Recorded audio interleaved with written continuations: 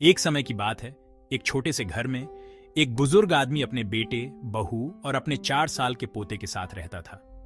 जैसे जैसे साल बीतते गए, बुजुर्ग आदमी के हाथ कांपने लगे, उसकी आंखों की रोशनी कम हो गई और उसके कदम अनिश्चित हो गए। खाना खाना मुश्किल हो गया, उसके चम्मच से दाने गिर जाते और दूध हर जगह फैल जाता।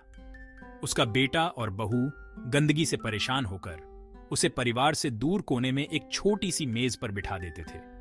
एक शाम बुजुर्ग आदमी के कांपते हाथों से उसकी थाली जमीन पर गिर गई और टूट गई। उसका बेटा और बहू नाराज हो गए और उसे डांटते हुए कहा कि उसे और सावधान रहना चाहिए।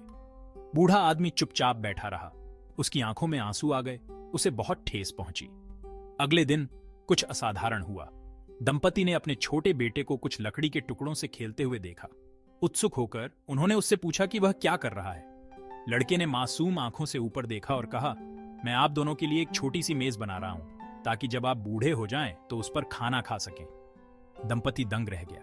वे वहीं खड़े रहे, ये महसूस करते हुए कि उनके कार्यों का उनके बेटे पर कितना गहरा प्रभाव पड़ा है। उन्हें अपराध बोध और समझ का एहसास हुआ। उस शाम वे बुजुर्ग आदमी के पास गए। उनके दिल पछतावे से भरे हुए थे और उन्होंने माफी मांगी। वे उसे वापस परिवार की मेज पर ले आए जहां वह था।